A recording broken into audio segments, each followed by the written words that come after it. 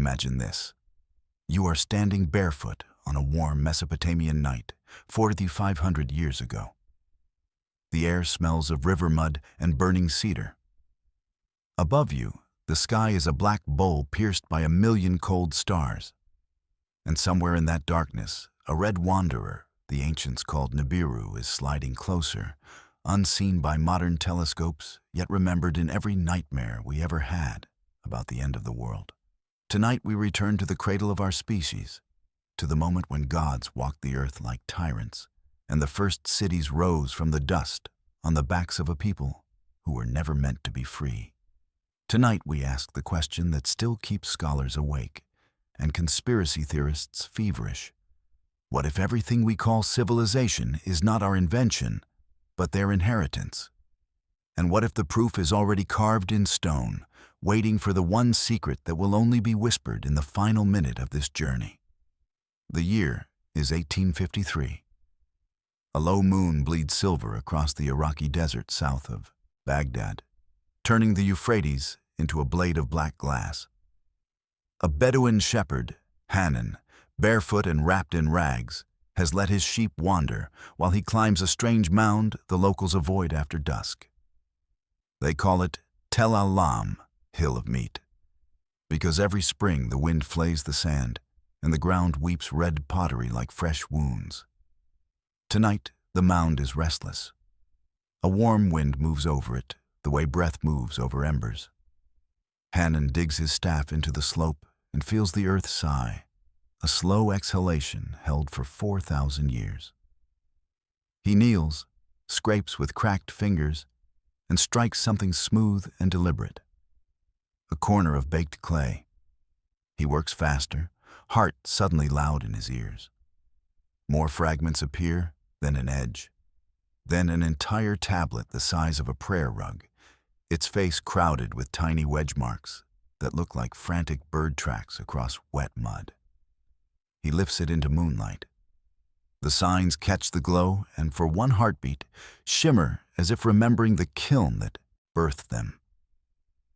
Hanan has never seen writing, has never held a book, but the tablet is warm, warmer than the night, and heavy with something that watches back.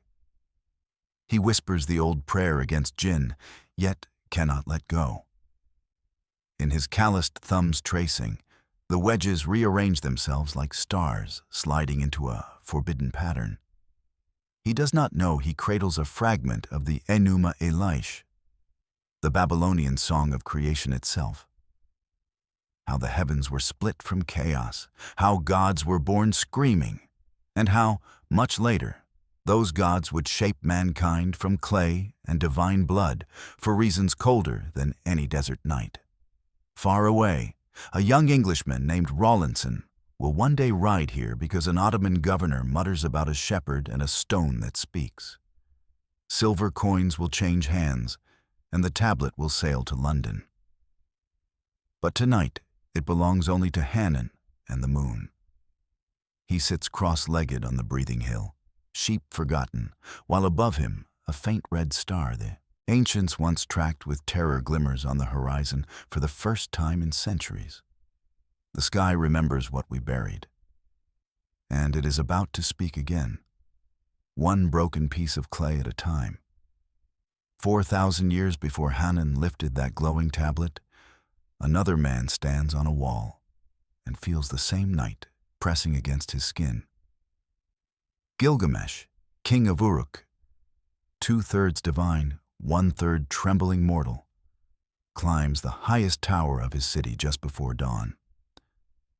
The air is thick with the smell of baked brick and distant cedar smoke. Below him, Uruk sleeps under a blanket of torchlight. 6 square kilometers of humanity packed tighter than any settlement the world has ever known. A restless heartbeat of 80,000 souls who still whisper that their king is more than human. He is barefoot tonight, the royal sandals kicked aside. The mud brick parapet is warm from yesterday's sun, and he presses his palms against it as though he could push the coming sunrise back into the underworld. His chest rises and falls too quickly. A month ago, Enkidu was alive, laughing, wrestling lions for sport, drinking beer from bowls the size of helmets. Now Enkidu is ash and memory, and the same fever that ate his friend is already licking at the edges of Gilgamesh's dreams. He looks east, where the horizon bleeds the first sickly green. Somewhere beyond those marshes, beyond the Cedar Mountains, beyond even the edge of the world, there is rumored to be one man who outran death. One man who was lifted above the fate the gods wrote for the rest of us. Gilgamesh's knuckles whiten on the brick. He is stronger than any 10 mortals, faster, more beautiful, more cruel, more everything. Yet the same small darkness waits inside his ribs. The same small darkness that waits inside yours, listening to this story in the quiet hours before sleep. He remembers Enkidu's last night, the wasting body, the eyes already looking past the living world, the cracked voice whispering, "I am afraid, brother." Gilgamesh had raged then, torn the palace hangings, beaten the priests until blood ran from their ears, demanding they bring his friend back. They only bowed lower and repeated the same sentence that now rings in his skull like a death knell. The gods have spoken. One of you had to pay. Pay, as though life were a debt, and death the collector who never forgets an address. Gilgamesh leans out over the parapet until the wind claws his hair. Far below, the great gate stands open for the night caravans. He could walk through it right now, leave the crown on the steps, trade purple robes for animal skins, and run until the sun itself grows tired of chasing him. Somewhere there must be an answer. Somewhere there must be a door death forgot to lock. He does not cry. Kings do not cry. Instead, he presses his forehead to the warm brick and whispers the question that will outlive every wall he ever built, every enemy he ever crushed, every lover he ever frightened. The question that will be scratched into wet clay 1,000 years after his bones are dust. The first written scream of our species. Why must I die when I was born to be eternal? The wind carries the words away toward the waking river. And somewhere, in a future none of us can yet imagine, a shepherd on a moonlit hill will lift a piece of that scream from the ground. Still warm. Still unanswered. Gilgamesh's question did not vanish with the dawn. It sank into the city's bones, into the ledgers of the scribes who sat in reed-shaded courtyards counting barley, beer, and human days. Every evening, when the sun bled itself across the river, a priest scribe dipped his stylus into black ink and added another line to the longest list humanity has ever dared to keep, the Sumerian king list. Imagine the tablet in your hand, still damp from the river clay, its columns as neat as soldiers. The names begin innocently enough. Alulim, Alalangar, kings of Eridu, the first city the gods ever loved. Then, the numbers arrive like thunder that forgets to stop. Alulim reigned 28,800 years. Alalangar, 36,000. 8 kings, 10 kings, 20, each granted reigns that swallow entire ice ages. Together they rule for 241 Hasdas 200 years. Longer than Homo sapiens has even existed, according to every textbook you ever trusted. The scribes never blink. They never cross out a digit, never add the word myth. They write as calmly as accountants tallying grain, because to them this is the same work, recording what was. The list flows on, city after city, dynasty after dynasty, until one line drops like a blade. Then the flood swept over. 4 words. No drama, no thunder, just the quiet stroke that ends the world. And then, almost shyly, history begins again. The first king after the flood is Jushur of Kish. And suddenly the numbers shrink to something a human heart can hold. 200 years, 900, 600. Still impossibly long, yet shrinking with every generation. as if the deluge washed away not only cities but centuries themselves. By the time we reach the dynasty of Uruk, the reigns have collapsed into the merely heroic. In Merkar, 420 years, Lugalbanda, 1,200. And then, in the same unemotional column, the name we have been chasing across 4 millennia, Gilgamesh, son of Lugalbanda, whose reign was 126 years. 126. A lifespan still absurd by our standards, yet suddenly, achingly mortal beside the tens of thousands that came before. The scribes treat it with the same calm ink they used for the antediluvian titans, as though 28,800 and 126 are simply two different kinds of fact. We stand at that line the way a child stands at the edge of a swimming pool, staring into water so deep the bottom has forgotten the sun. On one side, impossible eons, kings who measured their rule by the slow turning of constellations. On the other, Gilgamesh, close enough to touch, close enough to bleed. The list refuses to choose between them. It marries them in the same breath, the way a dream marries memory. And somewhere in that marriage is the fracture we still live inside. Before the flood, time was a god's toy. After the flood, time became a human wound. The king list is the scar where those two worlds were sewn together with a reed stylus, and the thread is still pulling. Gilgamesh felt it pulling the night he stood on the wall. He felt the 200 years leaning over his shoulder like a shadow cast by something enormous that had not yet finished walking away.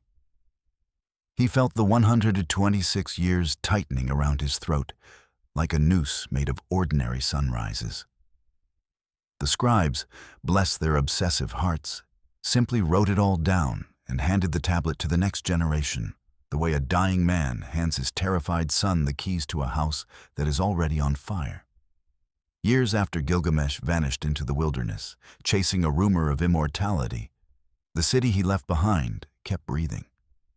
Temples cracked, canals silted, and every generation needed to prove it still belonged to the gods.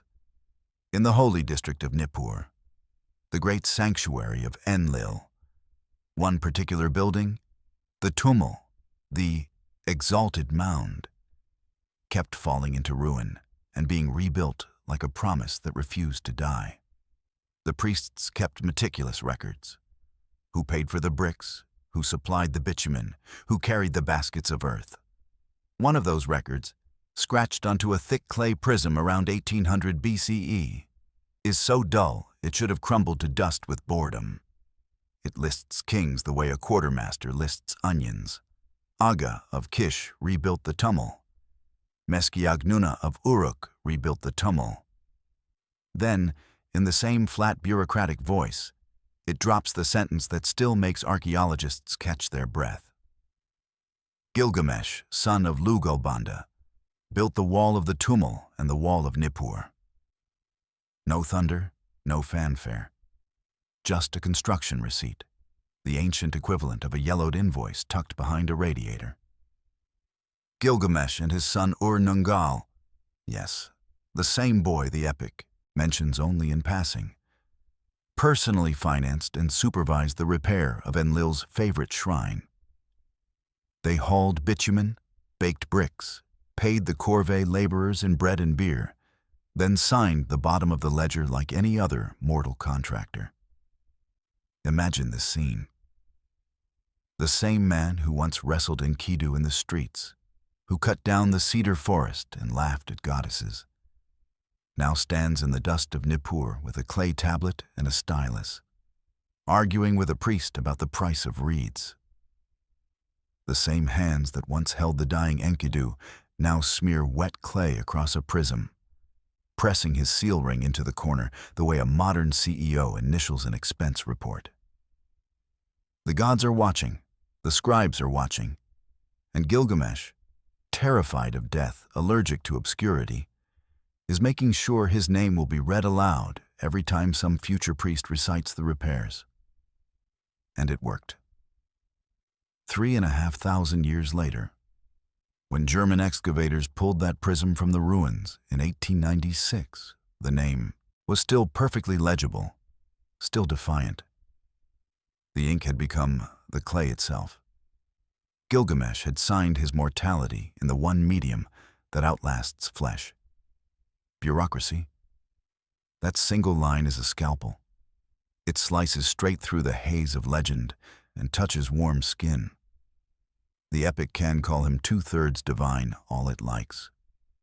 The Tummel invoice reminds us that the other third was a man who paid his bills, worried about flood damage, and wanted posterity to know he showed up with the bricks when the gods asked. The tyrant who once exhausted Uruk with forced labor became, centuries later, the benefactor who rebuilt a neighbor city's holiest shrine. The grief-stricken runner who fled his throne came home long enough to leave a paper trail. Somewhere in the underworld, Enkidu must have smiled. His wild brother, who feared being forgotten more than dying, ensured his memory the ways only kings can, with a building project and a receipt. The walls of the Tummel are gone, but the invoice remains quietly insisting, in the driest language known to man, that Gilgamesh was here, flesh, blood, ego, and all. Walk south from Nippur along the ancient course of the Euphrates, and the horizon begins to rise before you do. A wall appears, not the gentle slope of a hill, but a manufactured cliff of pale, sun-bleached brick, 9 kilometers long, 15 meters high, studded with 900 semicircular towers, like the teeth of some sleeping leviathan. This is Uruk, the city that should never have been. 5,200 years ago, the plain was empty, except for reed huts and goat pens. Then, in the span of 2 or 3 generations, less time than separates us from Shakespeare, everything detonated.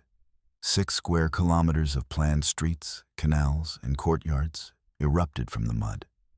80,000 people poured in, more than lived on the entire planet a century earlier. They baked millions of bricks in kilns that ran day and night, laid them in perfect courses, and raised a city so large it would not be matched again until Imperial Rome. Inside those walls, the air hummed. Workshops clattered with the first mass-produced objects on Earth. Crude, bevel-rimmed bowls stamped out by the tens of thousands to feed an army of workers who never went home. Accountants invented writing because they could no longer remember who owed how many jars of beer. Temples grew until the Eanna district alone was a city within the city, its platforms rising in colored terraces toward a sky that now belonged to Inanna, goddess of love and war, who had chosen Uruk as her playground and her throne. Stand on the Great Wall at sunset, and you can almost see the explosion frozen in time. The grid of streets laid out with ropes and plumb lines, the white temple gleaming atop its ziggurat like a second moon, the smoke of 1,000 bread ovens drifting over rooftops packed so tight a cat could walk from one side of Uruk to the other without touching ground, and everywhere the footprints of one man's obsession, Gilgamesh, who looked at an empty plain and decided mortality would have to wait until the city was finished. Uruk was not built. It was willed into being, a single act of defiance against the smallness of human life. The walls still stand in places, burned reddish by later fires, staring across the desert like a dare. They say to every later empire, "We did it first, we did it bigger, and we did it while the rest of you were still learning how to plant barley." Gilgamesh is gone, but the city he forced out of nothing keeps his heartbeat. Loud, impossible, and still refusing to die. Walk down any street in Uruk at dawn, and the sound is the same. A hollow, wet slap of clay against clay. In long open sheds along the inner wall, rows of silent women and children hunch over wooden molds, pressing fistfuls of river mud into the same crude, beveled rim shape, again and again, faster than heartbeats. They never look up. They never vary the angle. By noon, the kilns glow red and swallow yesterday's bowls by the thousands, exhaling smoke that smells of scorched grain and obedience. These bowls are ugly, thick-rimmed, mass-produced to the point of insult. Tens of thousands have been found, some still stacked in perfect columns inside collapsed storehouses, waiting for rations that never came. Archaeologists call them the first industrial product in history. But the people who ate from them had a simpler name: the king's mouthful. Each one held exactly one portion of barley porridge or beer-thick soup, doled out at sunset to the laborers who dragged mud bricks up ramps, who dug the canals that fed the city, who raised temples so high the priests could almost touch the stars. No one signed their work. No artisan carved his name on the rim. The bowls were anonymous, the way a whip is anonymous. Tools of a system that needed bodies more than it needed faces. Yet they speak louder than any statue. Their very sameness is the fingerprint of a state that had learned to count its people the way it counted sheep, by the bowlful. Imagine the line at dusk. Thousands of sunburnt arms reaching out, palm up, receiving the identical vessel, identical portion, identical tomorrow. No one asks why the walls keep growing higher, why the temples keep swallowing grain, why the king's name is carved on every gate while theirs is carved on nothing. The bowl is the answer, because someone decided the city was more important than any single life inside it. And the bowl was the contract, renewed every evening, sealed in wet clay and fire. Gilgamesh never touched one of these bowls. Kings drank from silver. But he understood their language perfectly. Every identical rim was a heartbeat mortgage to his dream. Every cracked shard now lying in the sand is a receipt for the bargain our species made the day we traded freedom for walls. And somewhere in that endless line of outstretched hands was the ghost of every worker who ever built a civilization on an empty stomach, still waiting for the bowl that will finally be filled with something more than barley and obedience. Stand on the highest surviving bastion at twilight, and you can still trace the entire circuit with your eyes. 10 kilometers of kiln-fired brick, pale as bone in the dying light, rising and falling over the plain like the back of a sleeping dragon. 900 semicircular towers jut outward every 11 meters, precise as drum beats. From the air, it must have looked like a perfect fingerprint pressed into the desert. The first time power ever wrote its name in geometry so large that even the gods had to squint to read it. Gilgamesh begins and ends his own epic with these walls. The very first lines command the listener. Go up onto the wall of Uruk and walk around. See the foundation terrace, examine the brickwork. He is not boasting about gold or palaces. He is boasting about defense, about permanence, about a line drawn in. Fire-hardened clay that says to every rival, every storm, every century, you stop here. They built them 6 meters thick at the base, wide enough for 2 chariots to pass abreast on the parapet. The bricks were stamped with the royal seal before firing. Millions of them, each one a tiny oath of loyalty baked at 800 degrees. When the kilns cooled, the walls rose so fast that travelers arriving a year apart swore the city had grown overnight. Enemies saw them from 3 days' march and turned back without a fight. The walls were not just defense. They were propaganda you could walk on. Gilgamesh climbed them the night Enkidu died. He paced the entire circuit alone, barefoot, pressing his palms to the warm bricks as if feeling for a pulse. Somewhere along the northern stretch, he stopped and looked out over the dark plain where the cedar forest waited, where death waited, where everything waited that could not be kept out by any wall ever built.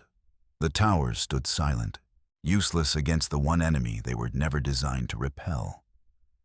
Tonight, 5,000 years later, the wind still moves along the broken crest, whistling through gaps where bricks have fallen. The towers are stumps, the gates are sand, yet the line remains, stubborn, ridiculous, magnificent. You can follow it for kilometers before it dissolves into wheat fields and irrigation ditches. And if you listen closely in the dark, you can almost hear the king's voice carried on that wind, the same voice that opens the oldest story we possess. See what I made to outlast me. He was wrong, of course. The walls outlasted him, outlasted Uruk, outlasted every empire that ever measured itself against them. But the question he asked on their summit, "Why must I die?"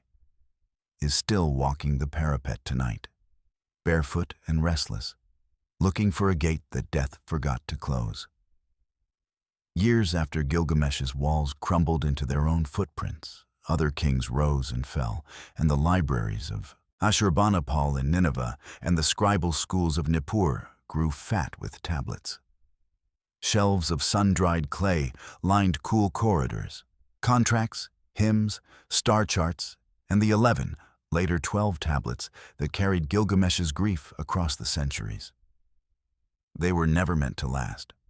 Sun-dried clay is soft, a careless elbow, a spilled jar of oil, a child's foot, and the words would smear back into mud.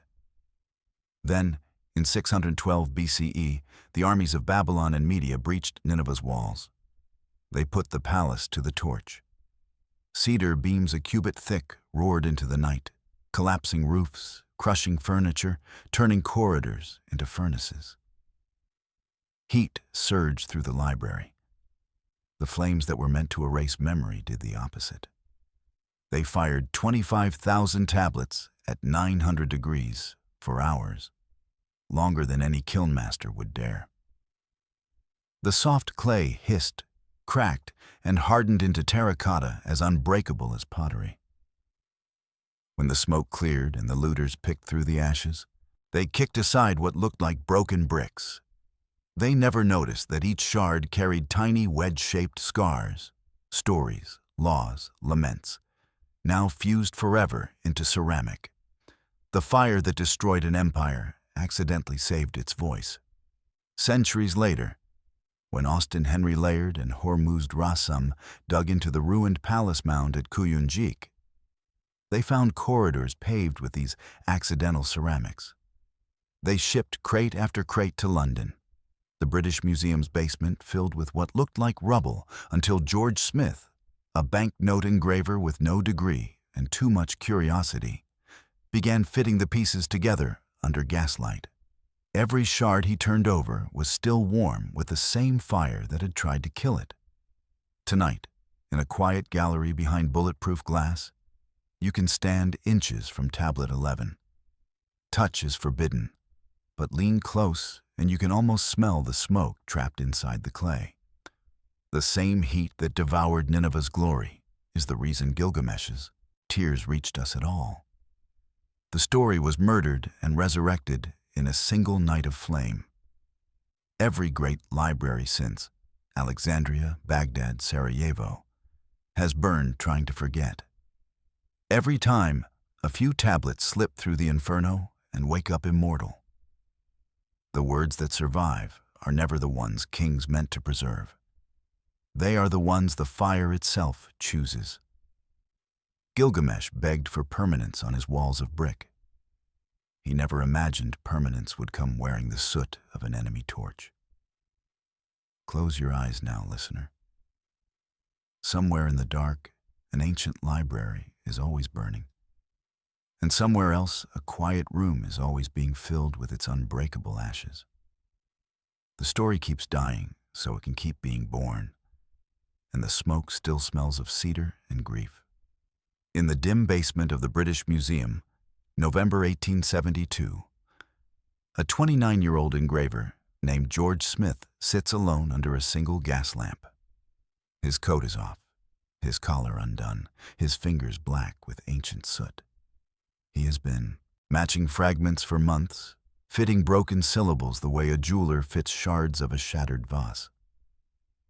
Tonight he lifts a piece no bigger than a playing card and reads the line that will change everything. The words are in Akkadian, the diplomatic tongue of a dead empire. But Smith knows them by heart now.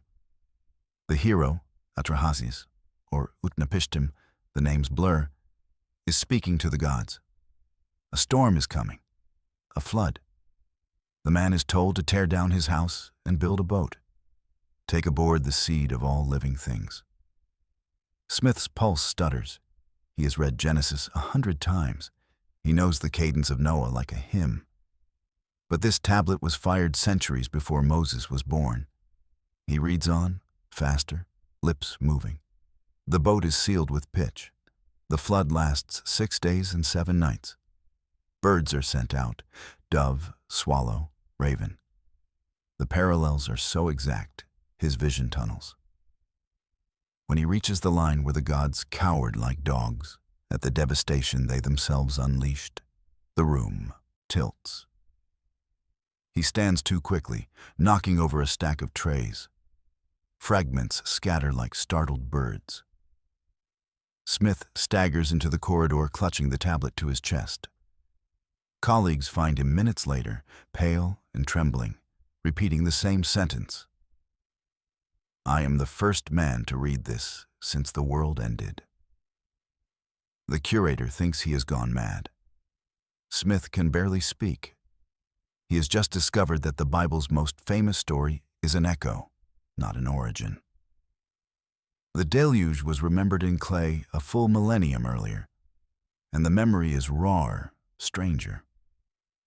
More terrified of the gods than any Sunday school version. 3 weeks later, he stands before the Society of Biblical Archaeology, Prime Minister Gladstone in the front row, and reads the flood tablet aloud. When he reaches the raven that never returns, the room erupts. Grown men weep openly. The Times headline the next morning screams, Assyrian deluge tablet found, Noah's flood.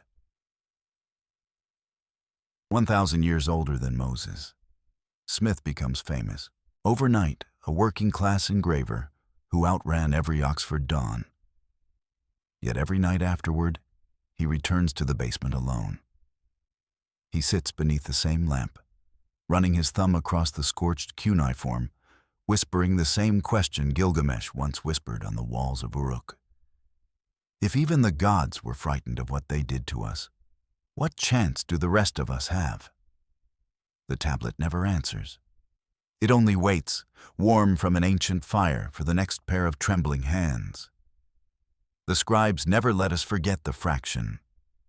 They carved it into the first lines of the standard version, like a warning tattooed across the hero's chest.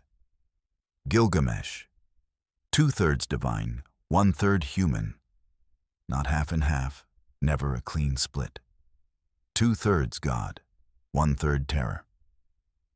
He was born from Ninsun, the wild cow goddess whose embrace could calm storms, and Lugalbanda, a king already drifting toward legend. From his mother, he took the impossible. Shoulders wide enough to carry mountains, a voice that made lions lie down, beauty so sharp it bruised the eyes. From his father, he took the fatal remainder. Lungs that would one day stop, a heart that would stutter, skin that would wrinkle and tear. 2/3 eternal, 1/3 rot. That fraction was the crack through which every sorrow entered. When he strode through Uruk's markets, people fell silent the way wheat falls before wind. He could outrun antelope, out-wrestle bulls, out-drink any man until the beer jars wept. Yet every night, he counted his own pulse like a miser counting coins he knew would run out. The citizens felt the imbalance most. Their king was almost a god, therefore he could never be merely a king.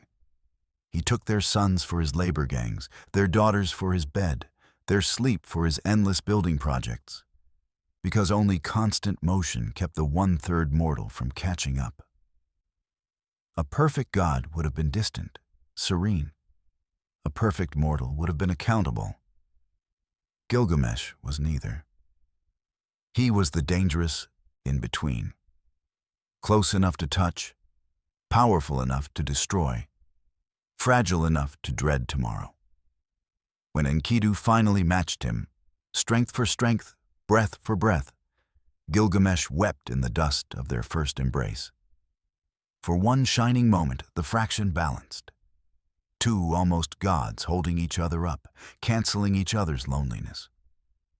Then the gods noticed. They always notice when mortals stop being afraid. So they took Enkidu, slowly, cruelly, letting the illness eat him from the inside while Gilgamesh watched.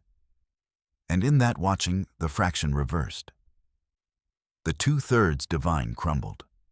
The 1/3 human swelled until it filled every corridor of his chest. For the first time, he felt the full weight of the mortal third. Small, cold, finite, doomed. He tore off the royal robes, smeared his body with ash, and ran. Not from enemies, there were none left, but from the arithmetic written in his blood. 2/3 God had let him build walls that mocked the horizon. 1/3 human now dragged him toward a grave no wall could keep out. Every step of his later journey was a scream against that fraction. Every monster slain, every ocean crossed, every impossible mile was Gilgamesh trying to renegotiate the original contract. If I prove the 2/3 stronger, will you let the 1/3 live? The gods never answered. They only watched, the way accountants watch a man try to outrun compound interest. And somewhere inside every listener who has ever lain awake counting heartbeats, the same impossible fraction still beats. Almost eternal, almost dust, forever terrified of the remainder. The gods grew tired of the prayers from Uruk, tired of mothers weeping for daughters taken, of fathers limping home from the brick pits. They looked down and saw Gilgamesh striding the palace roof like a storm that had forgotten how to rain. So they decided to give him a mirror. Far out on the steppe, where the grass grows taller than a man, and the only law is hunger, the goddess Aruru pinched a handful of clay, the same red clay that would one day become every ration bowl, and shaped it into a man. She spat once, breathed once, and Enkidu opened his eyes beneath a sky that had never known walls. He was everything Gilgamesh was not. Naked, hairy, fearless, innocent. He drank with gazelles, slept among lions, tore open the traps that snared his four-legged brothers. When hunters from Uruk saw him, they ran back whispering of a wild god who could uproot cedar trees for sport. Gilgamesh heard and smiled the first real smile in years. He sent Shamhat, the sacred harlot of Inanna, with instructions simple and cruel. Tame the wild man. For 6 days and 7 nights, she lay with Enkidu beneath the stars. On the 7th night, he rose, looked at the animals around him, and saw that they were suddenly afraid. The clay had learned shame. The wilderness had lost its sun. He followed Shamhat to Uruk, barefoot, bewildered, wrapped only in her perfume and the new ache in his chest. At the city gate, he met the king. No words, just 2 bodies colliding like planets. They fought in the dust until the doorposts shook and the crowd forgot to breathe. When neither could lift an arm, they knelt, forehead to forehead, and laughed the laugh of recognition. 2 halves of the same impossible creature had finally found each other. From that moment, they were inseparable. Where Gilgamesh burned, Enkidu cooled. Where Enkidu doubted, Gilgamesh dared. They ate from the same bowl, drank from the same cup, slept beneath the same cloak. The people of Uruk watched in wonder as their tyrant learned tenderness. Gilgamesh carrying water for the laborers. Gilgamesh listening instead of commanding. Gilgamesh smiling at children instead of taking them. The gods watched too, and their unease grew. A king who feels is a dangerous thing. A king who loves is worse. So they waited, patient as spiders, for the day the balance would tip and the wild man would have to pay for, teaching a tyrant how to be human. But for one brief season, the city breathed easier. Two almost gods walked its streets hand in hand. And for the first time since the walls rose, Uruk felt less like a cage and more like a heart that had remembered how to beat. The cedar forest lay far to the west, beyond 7 mountain ranges, where the sun goes to die every night.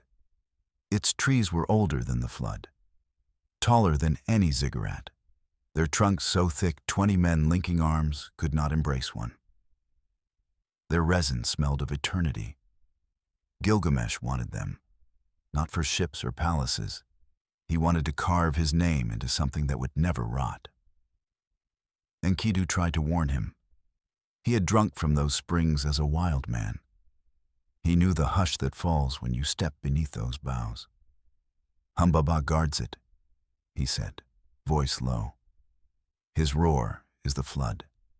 His breath is death. Gilgamesh only laughed, the old tyrannical laugh returning like a cough. Then we will give him something louder to roar about. They left at dawn, 2 silhouettes against the rising sun, axes bright as accusations.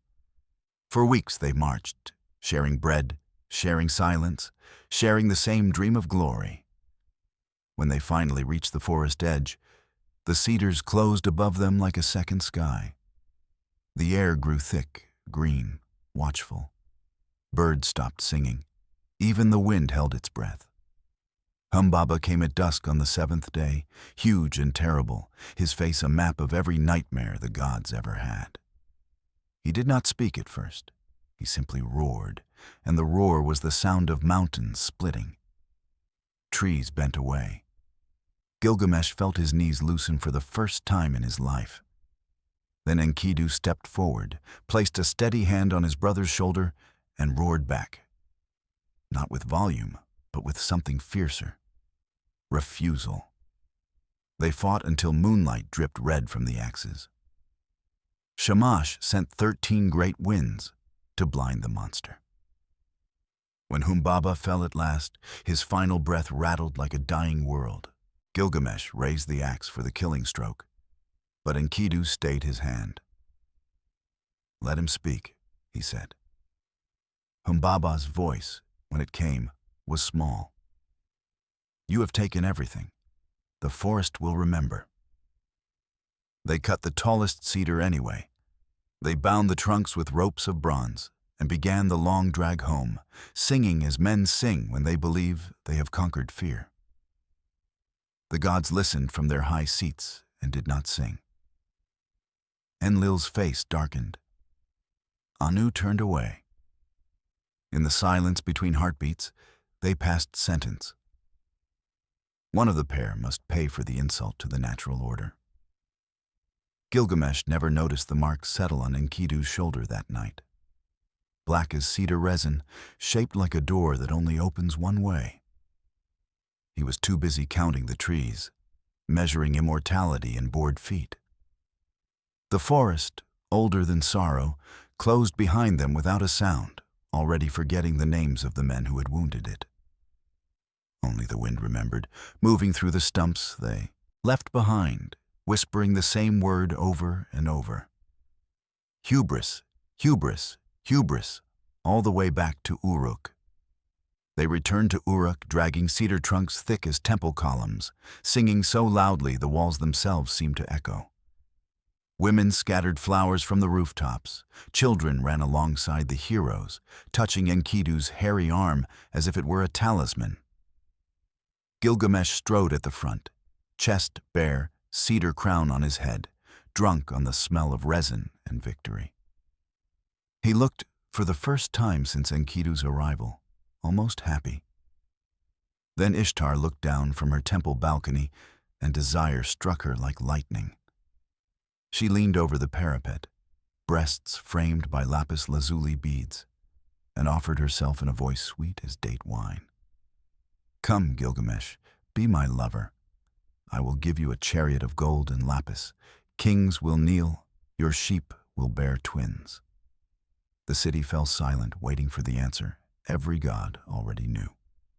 Gilgamesh laughed, not the warm laugh he saved for. Enkidu, but the old cruel one that used to make mothers hide their daughters. He listed her lovers the way a butcher lists cuts of meat. Dumuzi the shepherd, the spotted bird, the lion, the horse she rode, until its heart burst. "You are a gate that lets the wind blow through," he shouted up at her. "I would rather die than be another corpse on your necklace." Ishtar's face turned the color of storm clouds. She flew to her father Anu in heaven and wept until the sky itself shook. "Give me the bull of heaven," she demanded, "or I will break open the gates of the underworld and let the dead outnumber the living." Anu sighed the sigh of every father who has spoiled a child and released the bull. It came down like a falling star with hooves. The earth split the moment it touched ground. 100 young men of Uruk were swallowed in the first tremor. Its breath was drought, its dung poisoned wells. Dust rose until the sun vanished. Gilgamesh and Enkidu ran to meet it, barefoot in the marketplace. Enkidu seized the great horn, Gilgamesh leapt onto its back, and together they danced death across its spine. When the bull finally crashed, the thud was heard in every city between the rivers. The people cheered until their throats bled. They butchered the carcass and feasted for 7 days. Ishtar stood on the wall and cursed them until her voice cracked. And in the quiet council chamber of the gods, Enlil spoke the sentence no one had dared voice since the cedar forest. "One of them has to die." The mark that had settled on Enkidu's shoulder after Humbaba now burned. He felt it that night, lying beside Gilgamesh under a sky suddenly too large. He said nothing. He only pressed closer, as if warmth could bargain with fate. Far above, the gods turned away, already bored with the consequences of their own anger. The bull's blood soaked into the earth of Uruk, and somewhere deep beneath the city something ancient stirred, tasting iron, remembering hunger. The fever came quietly, the way a thief enters a palace he already owns. One morning, Enkidu woke with a heaviness behind his eyes and a taste like copper in his mouth. By noon, he could not lift the cedar-hafted axe that once felled monsters. By nightfall, he lay on a reed mat in the palace's coolest chamber while Gilgamesh knelt beside him, pressing damp cloths to a forehead that burned hotter than any kiln. There was no wound, no poison, no glorious last stand. Only the slow, methodical theft of strength. His legs forgot how to stand, his arms forgot how to embrace. His breath grew shallow, as if even the air had begun to ration itself. The doctors came with rattles and incantations, but the gods had locked their doors. Shamhat wept in the corridor. The palace dogs refused to enter the room, whining at the threshold as though they smelled death already wearing Enkidu's skin. On the 12th night, he could no longer swallow beer. Gilgamesh held his head and begged, voice cracking like a child's. Enkidu managed a cracked smile. "Brother," he whispered, "I am afraid." The words were soft, almost apologetic, as if fear itself were an insult to everything they had been. He dreamed aloud after that. He saw the underworld, a house of dust where the dead sat crowned with dirt, drinking mud, their feathers plucked, their glory forgotten. He cried out that he had become like them already, weak, nameless, light as a bird with broken wings.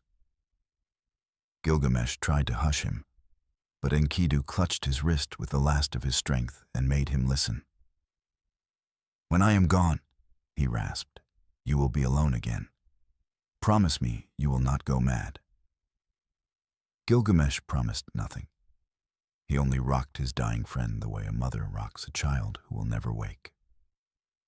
When the final breath left Enkidu's body, small, almost polite, Gilgamesh did not roar. He simply laid his cheek against the cooling chest and stayed there until the servants feared the king would die too, curled around the corpse like a question mark. Outside, dawn came as it always had, indifferent and bright. Inside, the first man to love another man more than himself discovered what love costs when the gods decide to collect. Enkidu's body was washed, oiled, wrapped in the finest linen, but the palace felt suddenly hollow, as though the walls themselves had exhaled and forgotten how to breathe back in. Gilgamesh rose at last, covered his face with dust, and walked out of Uruk without a word. Behind him, the city mourned a wild man who had taught them gentleness. Ahead of him lay every road that leads nowhere, and the long, terrible education in being mortal. He did not bury Enkidu in the usual way. He dragged the body to the open plain, laid it on a bier of cedar, and kept vigil for 7 days while eagles circled overhead and the wind carried the smell of death across the river. On the 8th morning, he tore his royal robes, let his hair mat with dust, and clothed himself in the hide of a lion he had killed with his bare hands years before. Then he walked out of Uruk without looking back. The gates closed behind him with a sound like a jaw snapping shut. Inside, the city mourned. Outside, the king became a thing neither man nor beast. Barefoot, sunburnt, eyes wild with a grief too large for any palace. He moved like a storm that had forgotten where to reign. Wherever he passed, people fled. Lions followed at a distance, curious about the creature that smelled of both predator and prey. He crossed deserts where the sand burned white at noon, and the stars pressed so close he could almost touch them. He drank from brackish pools that would have killed any other man. He slept only when his body collapsed, waking each time with Enkidu's name on his cracked lips. The question that had once been whispered on the walls of Uruk now roared inside his skull. If Enkidu can die, what am I? He was running from the grave, but the grave ran. Inside him, every heartbeat sounded like a footstep catching up. Every shadow looked like the underworld opening its mouth. He beat his chest until blood ran as though pain might bargain with fate. He spoke to the moon, to the wind, to the ghosts of every monster he had ever slain, demanding they tell him where death kept its door. Scorpions the size of dogs guarded mountain passes. He killed them with his hands. A tavern keeper at the edge of the world tried to bar his way. He shattered the door and drank her cellar dry. He crossed seas in boats that should have sunk, walked paths no mortal foot had ever pressed. All the while, the same thought circled like a vulture. Somewhere ahead, there was a man who had survived the flood. A man the gods had made immortal. If Gilgamesh could reach him, could pry the secret loose, then Enkidu's death would become only a pause, a cruel intermission. He did not know the gods were laughing. They had built the world so that every road ends at the same small hole in the ground. But they let him run anyway, because even gods enjoy watching a king learn the shape of his cage. Behind him, Uruk grew small, then vanished. Ahead, the horizon kept opening like a wound that would never close. And still he ran, animal-skinned, mad-eyed, carrying the entire weight of human dread on his shoulders, chasing the one door death had forgotten to lock. The road finally ended at 2 peaks that touched the sky like scorpion pincers. The mountain of Mashu, where the sun enters every night and emerges every morning, its flanks black glass, its summit lost in cloud. Between the peaks, a gate of bronze stood open, guarded by creatures half man, half scorpion, their tails arched and dripping venom that hissed when it touched stone. They saw the lion skin, the matted hair, the eyes burning with a grief older than language. And for once, they stepped aside. Gilgamesh asked for the road the sun travels when the world sleeps. The scorpion men warned him, no mortal has ever walked it and lived. 12 double hours of absolute darkness. a tunnel that runs beneath the foundations of the world. If he reached the far side before the sun entered behind him, he would live. If not, the light would burn him to ash before he could scream. He did not hesitate. He stepped into the gate, and the darkness swallowed him whole. There was no up, no down, no echo. Only the sound of his own heart and the scrape of his bare feet on stone that felt warm, as though the sun's heat leaked through from somewhere unimaginable. Hours stretched like centuries. He ran until his lungs bled, walked when running failed, crawled when walking failed. The darkness pressed against his eyes until he saw phantom lights. Enkidu's smile, Uruk's walls, the bull of heaven falling in slow motion. He screamed the names of every god he had ever insulted. Bargains, threats, prayers, all swallowed by the tunnel's perfect silence. Time lost its bones. He no longer knew if he had been running for minutes or years. The air grew thick, tasting of iron and distant rain. His skin prickled with the knowledge that something enormous moved behind him. Patient, inevitable, bright as judgment. At the last possible heartbeat, the darkness cracked. A blade of pure gold sliced the black, and Gilgamesh stumbled out into a garden where trees bore jewels for fruit and the sea itself shone like lapis. He fell to his knees, sobbing not from relief, but from the sudden, brutal understanding. He had passed through death's own corridor and come out the other side still breathing. The sun had spared him by the width of a single tear. Behind him, the tunnel sealed without a sound. Ahead lay the jeweled garden, the waters of death, and the one man who had ever walked this road twice. Gilgamesh wiped the blood from his mouth, stood, and kept moving. The darkness had not killed him, but it had taught him its shape. And somewhere inside that shape, Enkidu was waiting. He followed, the scent of warm bread and fermenting dates until he found her. Siduri, the alewife of the gods, standing behind a cedar counter at the edge of the jeweled garden. Her tavern was a single round room open to the sky, its walls hung with fishing nets that glimmered like starlight. Beyond the threshold, the sea of death stretched black and endless, lapping at the roots of carnelian trees. Gilgamesh staggered in, looking like something the darkness had chewed and spat out. Lion skin in rags, eyes red from crying, hands still bleeding from the tunnel floor. Siduri took one look and barred the door with her body. "No," she said, voice soft as fresh bread.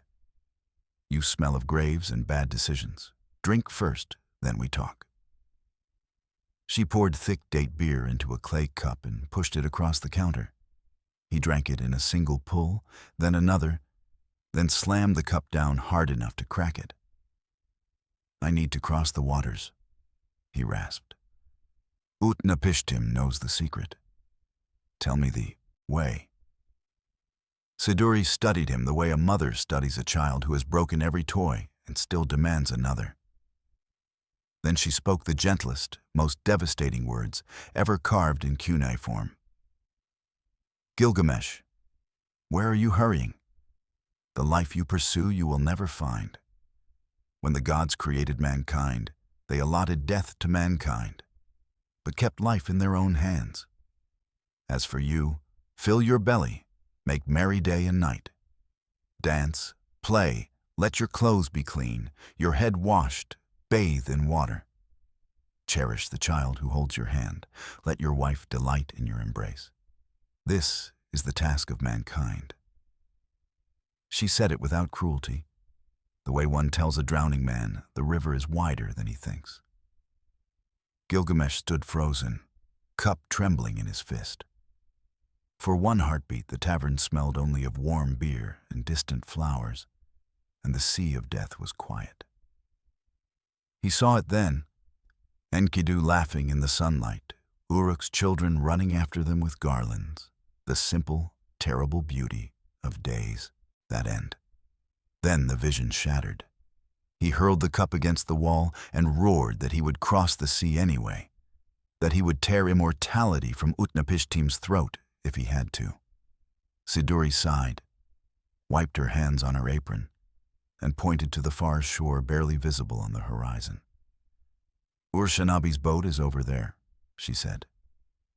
But first you will need 300 punting poles, because nothing that touches those waters ever touches them again. She watched him leave, still raging, still running, and shook her head the way every bartender shakes it when the last drunk swears he can handle one more.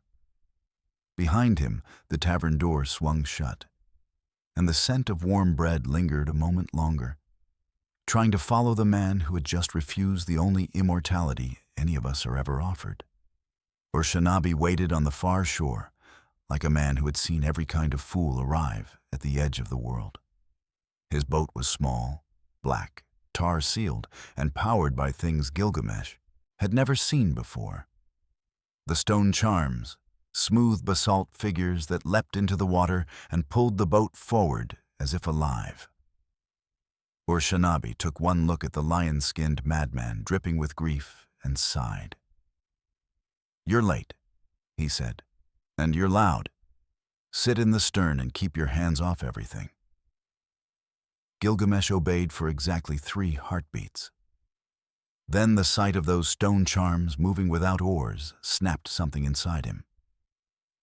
He seized the nearest one, roared, and smashed it against the gunwale. One by one he destroyed them all, hurling the pieces into the black water until the last splash echoed like a death rattle. Silence fell. Even the wind stopped breathing. Ur-Shanabi stared at the wreckage, then at the king. "Do you feel better now?" he asked quietly. Gilgamesh stood panting, fists bleeding, realizing too late what he had done.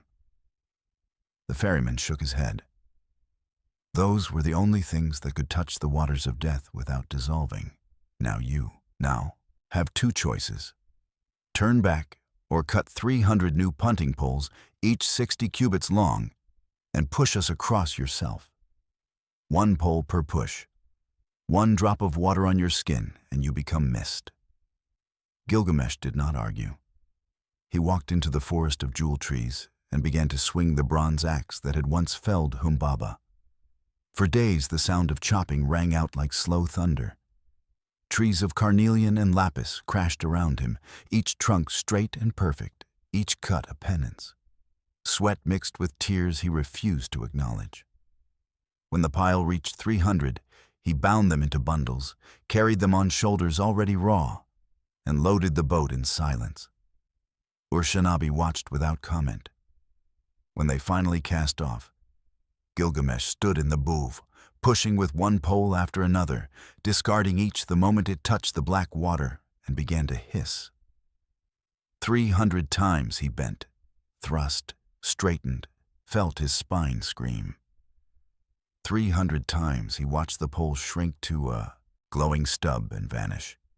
The far shore never seemed to grow closer. Only the bundles grew fewer. On the last pole he looked back and saw Siduri's tavern, a tiny star on the horizon, warm and unreachable. He thought of Enkidu laughing over beer, of children who would never again run after him with garlands. Then he gave the final push, and the boat scraped onto the shore of the immortal. Ur-Shanabi stepped out first. "Welcome to the place no one asked you to reach," he said. And for the first time, his voice held something almost like pity. "Try not to break anything else." The shore was quiet, almost humble. No golden gates, no choirs of angels, just a small reed hut, a low fire, and an old man sitting on a stone bench mending a fishing net. He looked like any grandfather you might pass on the riverbank. Sun-browned skin, white beard, hands scarred from decades of honest work. When he lifted his eyes, Gilgamesh felt the centuries in them, calm, tired, faintly amused. "You are Gilgamesh of Uruk," the old man said, not a question. "You smell of grief and bad decisions. Sit, The tea is almost ready. Gilgamesh fell to his knees in the sand. All the rage that had carried him across deserts, through darkness, over the waters of death, spilled out in a single cracked sentence. Tell me how to live forever. Utnapishtim studied him the way a man studies a storm that has finally spent itself. Then he poured tea into 2 clay cups, handed one over, and began to speak in the slow, deliberate voice of someone who has forever and no one left to share it with. I was not always here, he said. Once I had a city, a wife, children, a name men feared. Shurupak on the Euphrates, older than your Uruk, richer in grain and sorrow. Then the gods decided mankind had grown too loud. Enlil could not sleep for our noise, so they voted to drown us. He spoke of the whisper that came not to him, but to the reed wall of his house.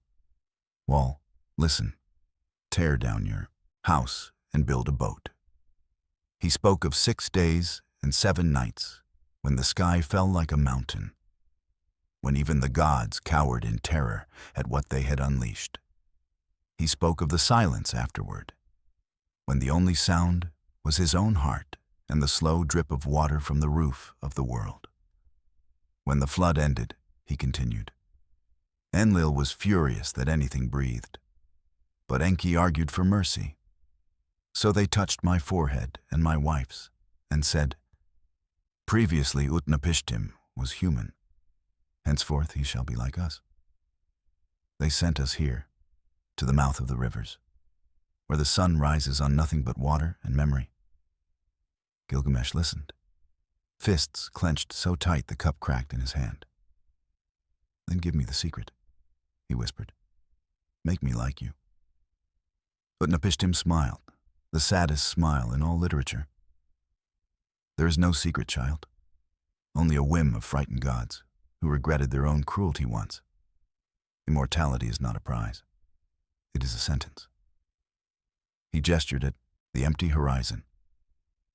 I have watched every sunrise for longer than mountains remember. My wife died anyway, slowly, of missing the sound of children. I fish. I mend nets. I wait. Forever is a long time to be alone with what you have lost. For the first time since Enkidu's death, Gilgamesh had nothing to say. The fire crackled. Somewhere far away, the waters of death lapped at the edge of the world. Patient, endless, ordinary. Utnapishtim set the broken cup aside and stared into the fire as though it were the past itself burning. Then he began to speak, and the night grew colder. In the year the gods lost their nerve, he said. The sky turned the color of a bruise. Anu drew a line across the heavens and swore the noise of mankind would be silenced forever. Enlil, who could not sleep, stamped his foot, and the earth shook in agreement. Only Enki walked apart, silent, already mourning. At dusk, on the first day, the storm arrived without warning. Black clouds rolled in from every horizon at once, swallowing the sun like a mouthful of blood. Then the rain began. Not drops, but ropes. Cables, waterfalls torn loose from the firmament. It hammered roofs until tiles flew like birds. It beat the rivers backward until they climbed their own banks and drowned the fields. By nightfall, Shurupak was an island in a sea of mud. On the second day, the wind came, a living thing with claws. It ripped palm trees out by the roots and flung them like spears. The noise was beyond screaming. It was the sound of the world tearing its own skin. People clawed at doors that would not open again. Children were lifted from their mother's arms and carried away like leaves. By the fourth day, the flood gods themselves lost control. The dikes of heaven burst. Water fell upward as well as down, as though gravity had forgotten its purpose. The oceans boiled. Steam rose in pillars thick as mountains. The dead floated past with their eyes open, staring at the living who would soon join them. And high above it all, in the highest heaven, the great gods cowered. Ishtar screamed like a woman in childbirth. The Anunnaki huddled together and wept scalding tears that hissed when they struck the earth. Even Enlil, architect of the slaughter, pressed his face to the floor and whimpered like a beaten dog. They had wanted quiet. They got annihilation, and the sound of it terrified them more than any human noise ever had. On the sixth day, the rain thickened into something darker: mud, blood, pulverized cities. The last mountain vanished. There was only water and the small cube of my boat riding the corpse of the world. Inside, the animals were silent. My wife held my hand so tightly, her nails drew blood. We did not speak. There was nothing left to pray to. On the seventh morning, the storm simply stopped, as if someone had slammed a door. The silence was worse than the roar. The waters lay flat and black, reflecting a sky that had forgotten how to be blue. Everything that had ever lived, except what rocked gently in my ark, had become clay again. Utnapishtim looked at Gilgamesh across the fire. "That," he said quietly, "is what your immortality would have to outrun. Tell me, King of Uruk, are you still in a hurry?" Utnapishtim watched the last ember die between them, then stood and walked to the water's edge. Gilgamesh followed, hollow-eyed, every hope burned to ash. The old man knelt, filled his palm with the dark river, and let it run through his fingers like black sand. "You have crossed the world for nothing," he said, almost kindly. "But my wife has a soft heart. She begs me to give you something anyway."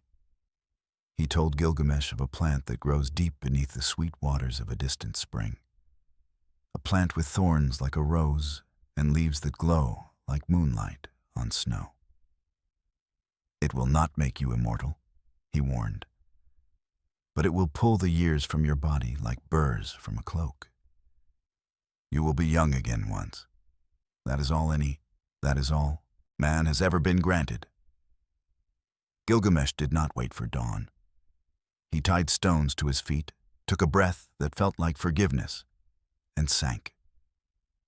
The cold closed over him. Down, down, past silver fish and drifting ghosts, until his fingers closed around the glowing plant. He cut it free, kicked upward, and burst into sunlight, gasping, laughing, weeping, all at once. He kept the plant wrapped in wet cloth against his chest the entire journey home. Through deserts, across mountains, past Siduri's tavern that now felt like a dream. He guarded it the way a mother guards a sleeping child. When he finally reached a cool pool near Uruk, exhaustion won. He laid the plant on the bank, stripped off the lion's skin, and slipped into the water to wash away centuries of grief. He closed his eyes for one heartbeat, maybe two. A ripple, a soft hiss. A serpent rose from the reeds, drawn by the strange perfume. It struck once, swallowed the plant whole, and in the same instant shed its skin in a single, shining coil. The snake slid away renewed, scales gleaming like new bronze, while Gilgamesh stood dripping, staring at the empty place where his last hope had been. He did not scream. He simply sat down on the bank and wept the way rain weeps when it realizes the drought has already won. Tears fell into the pool and became part of the same water that had once carried the plant. The snake's discarded skin floated for a moment, perfect, luminous, then sank. When the servants found him at dawn, he was still sitting there, naked, empty-handed, older than any man has a right to be. He looked up at them with eyes that had seen the edge of the world and said only, "Take me home." Behind him, the pool lay quiet, reflecting a sky that had watched the whole sorrowful comedy and would watch it again tomorrow. The plant was gone. Youth was gone. All that remained was the long walk back to Uruk and the walls that had never once asked why their king returned smaller than he left. Gilgamesh walked home barefoot, the lion's skin long since rotted away, the plant of youth now only a taste of salt on his tongue. When he reached Uruk, the gates opened without trumpet or drum.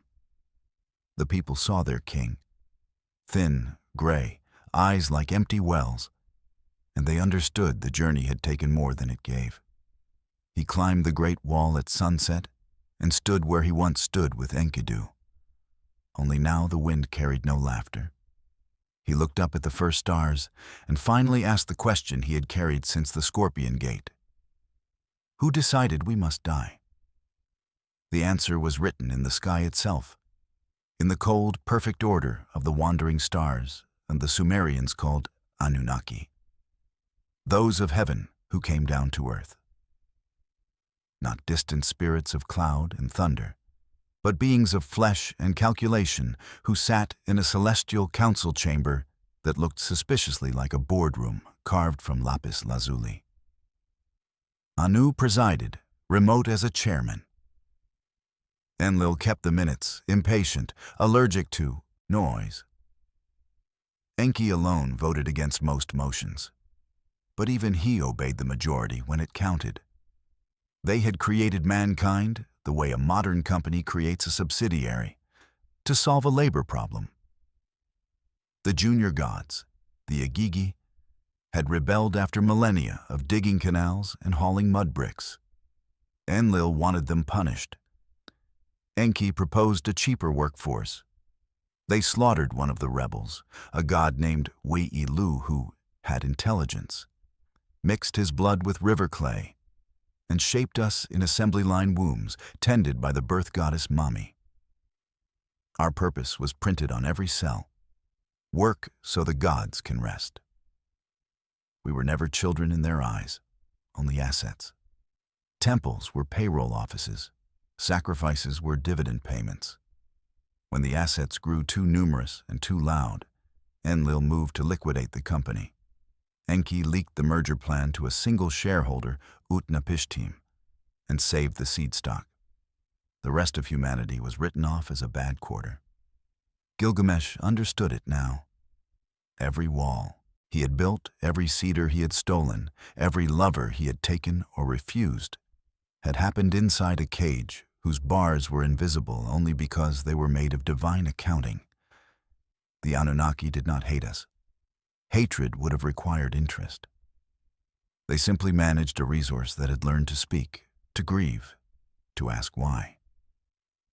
He looked down at the city sleeping beneath him, 80,000 hearts beating inside a balance sheet, and felt the old rage flicker once, then die.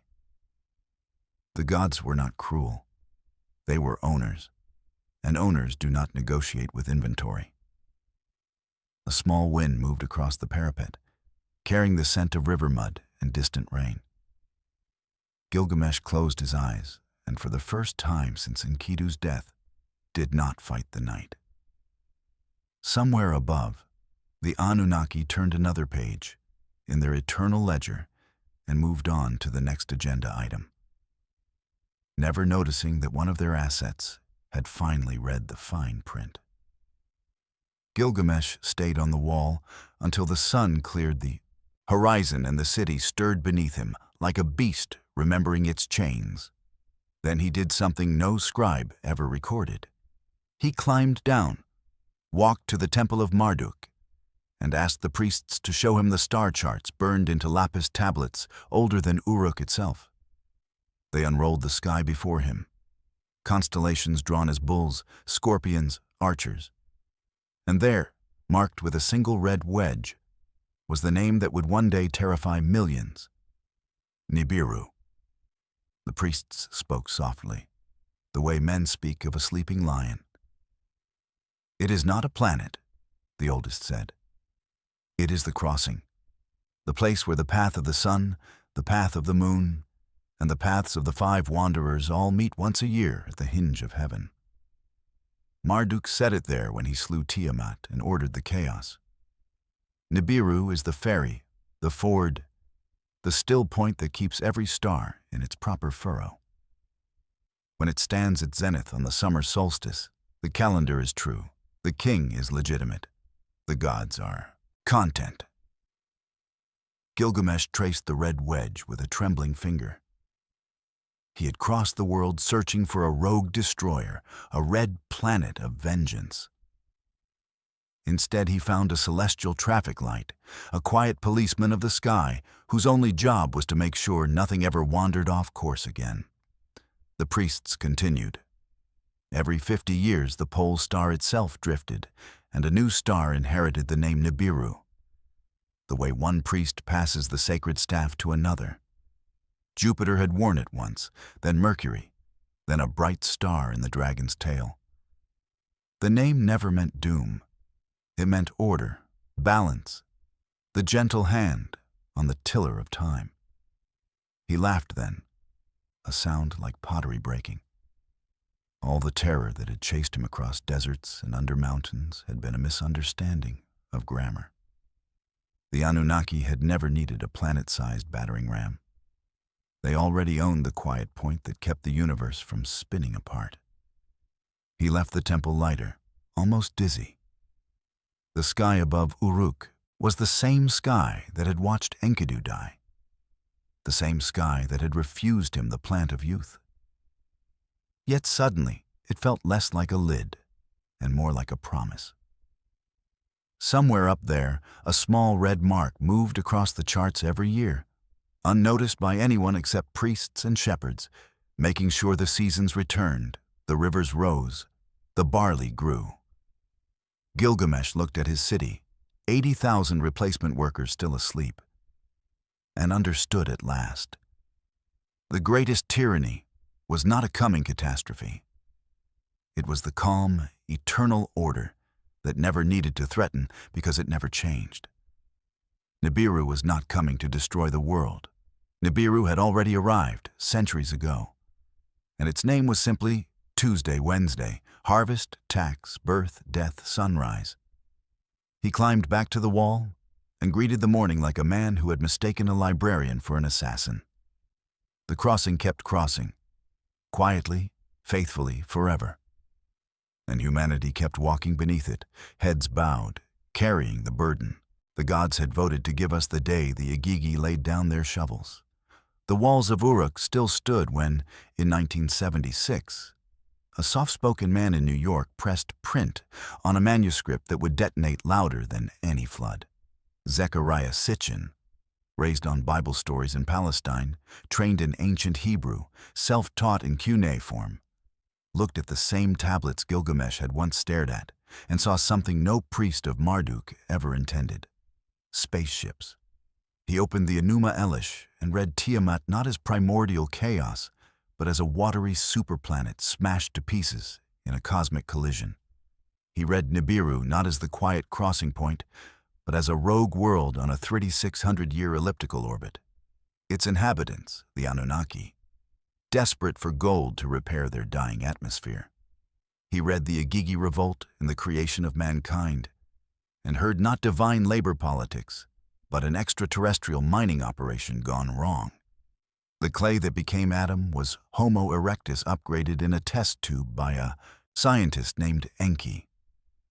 The flood was not divine wrath, but the Antarctic ice sheet sliding into the sea when Nibiru's gravity passed too close. The book hit bookstores like a meteorite. The 12th planet. Cylinder seals that priests saw as stars became radar screens. The 12 great gods became 12 planets. Pluto still counted then, plus the sun and moon. Every myth was suddenly a misremembered press release from an alien colony. Gilgamesh himself became a hybrid prince searching for his Anunnaki relatives. Mainstream scholars howled. Sitchin's translations, they said, were forced, his astronomy impossible. A planet that large on that orbit would have destabilized everything centuries ago. Yet the book sold millions. Overnight, Nibiru stopped being a polite red dot on a Babylonian star chart and became a red Death Star scheduled to swing past Earth again any day now. Gilgamesh, had he been alive in 1976, would have recognized the terror. the same fear that once drove him across. The world in lion skins now lived in late-night radio shows, and grainy photocopies passed hand to hand in university cafeterias. The Anunnaki were no longer distant accountants in the sky. They were gold-hungry astronauts who had never really left, who watched us from the far side of the moon, who had built the pyramids and Stonehenge and still held the lease on human DNA. The quiet crossing point that once promised order now promised collision. The gentle fairy of the heavens became a battering ram. And somewhere in the noise, the original whisper, eat, drink, love, die, was almost forgotten. Yet every time someone opened the 12th planet and felt their pulse quicken, Gilgamesh felt it too, high on his ruined wall, 5,000 years away. Because the question had never changed. If we were made to serve something greater, when is it coming back to collect? Sitchin had simply given the oldest dread a new uniform and a launch date. And humanity, exhausted from carrying the burden since the Igigi strike, lined up to buy the book that told us the shift might finally be over, or just about to get worse. Gilgamesh never knew that the real Nibiru had already come and gone, long before the first brick of Uruk was dreamed of.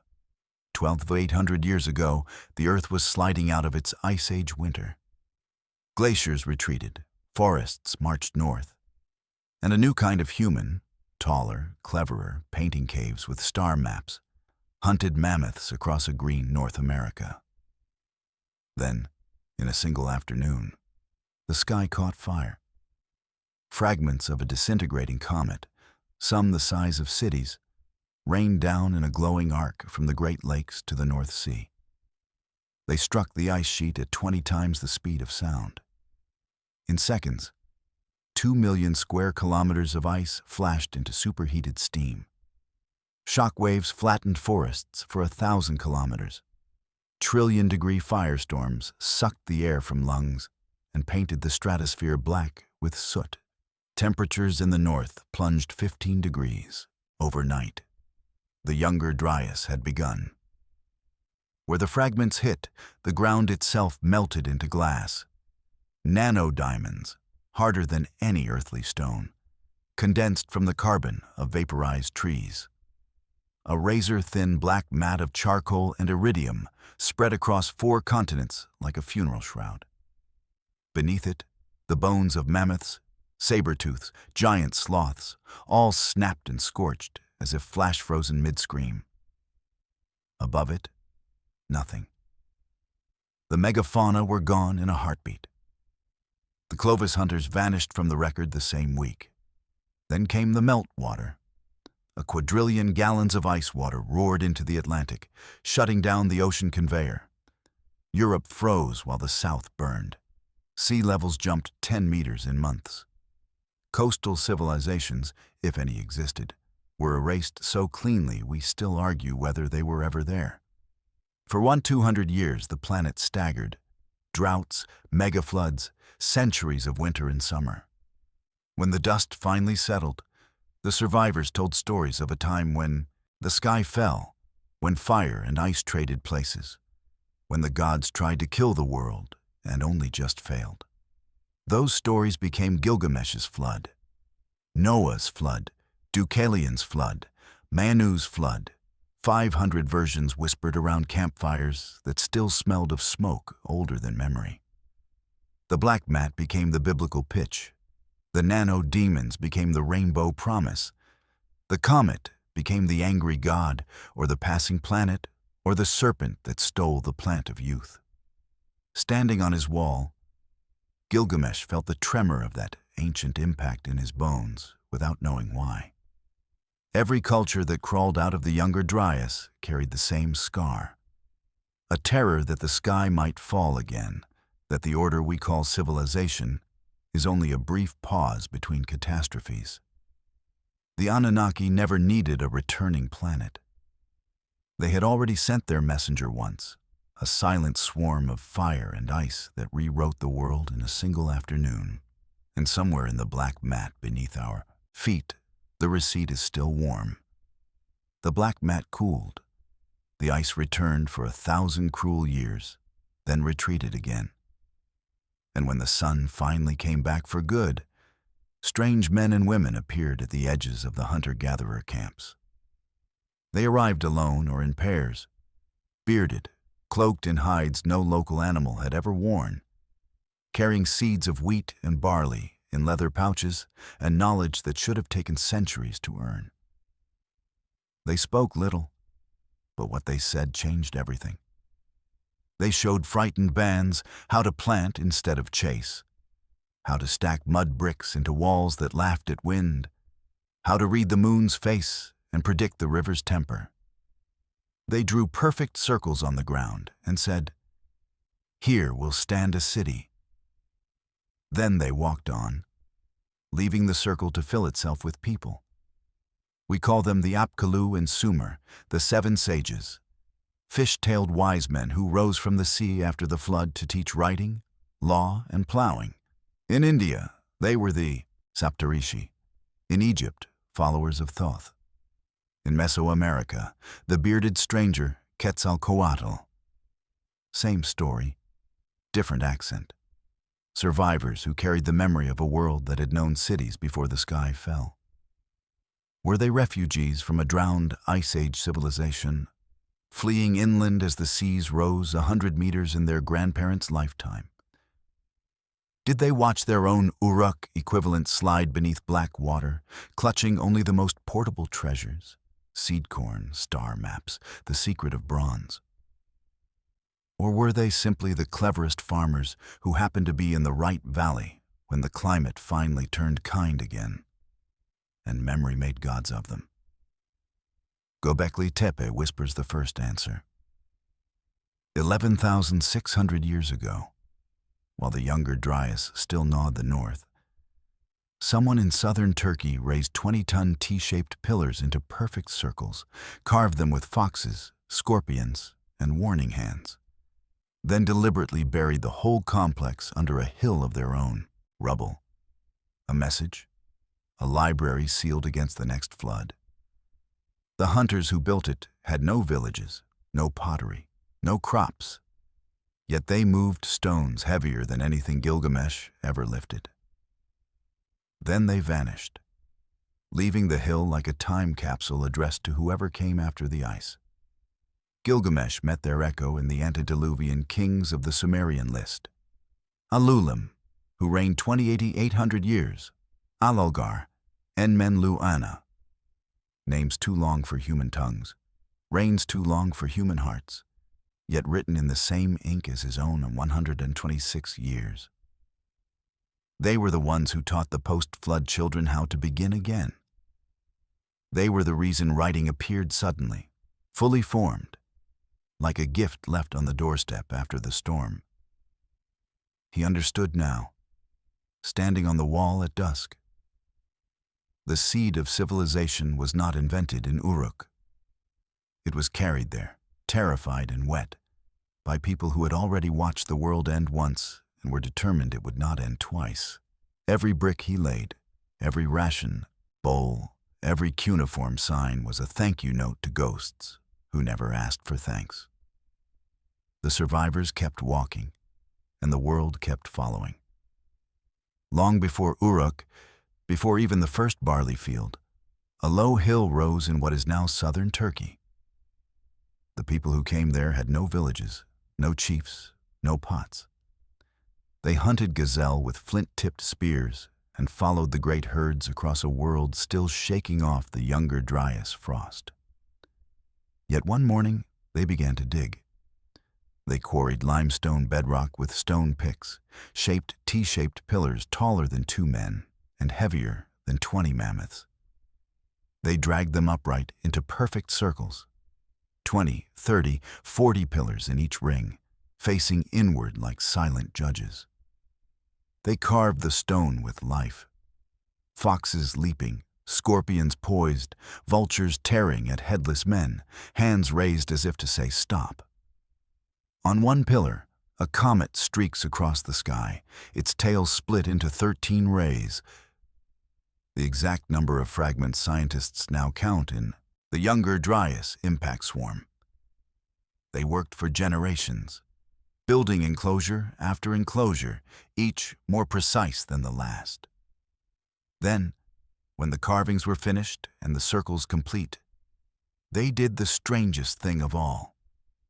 They buried everything. They hauled thousands of tons of earth and rubble, filled every ring to the brim, and walked away.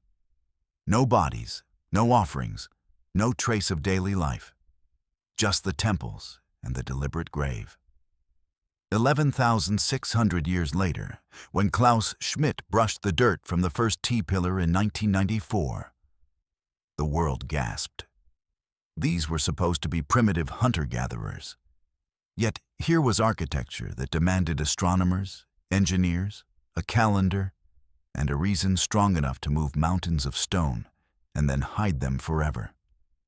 Gilgamesh never saw Göbekli Tepe, but he would have recognized the terror carved into its pillars. The same sky that once fell, the same warning that the gods, or the cosmos, can wipe the board clean whenever they tire of the game. The people who built it had no writing, so they wrote in 20-ton sentences and signed them with comets. Then they buried the book so the next children would have to dig for the lesson. They were telling us what the survivors told every generation after the flood. Remember what happened. Remember that civilization is not a birthright. It is a loan. Remember that the sky can fall again. And when it does, the only thing that survives is what we choose to bury deep enough. Gilgamesh felt the message in his bones without ever touching the stone. Every wall he raised, every tablet he ordered pressed into wet clay, was his own Göbekli Tepe, a desperate attempt to shout across the next catastrophe. I was here. I loved. I lost. Do not forget us when the fire comes again. The hill in Turkey still keeps its secret. The pillars wait beneath the wheat, patient as sleeping gods, ready for the next pair of trembling hands to uncover the oldest sentence humanity ever wrote. We survived once. Try to deserve it. Gilgamesh came down from the wall one last time. The city was quiet. Even the dogs had stopped barking. He walked through the empty streets to the scribal quarter, past the sleeping apprentices, until he reached the oldest tablet rack in the Eanna temple. Moonlight fell through a high window and lit a single shelf of broken fragments no one had catalogued since the days of the Flood Kings. He lifted one shard no larger than his palm. It looked ordinary. A list of barley rations, a date, a royal seal. But at the bottom, pressed lightly, almost playfully, into the wet clay thousands of years ago, was a sign the scribes never explained.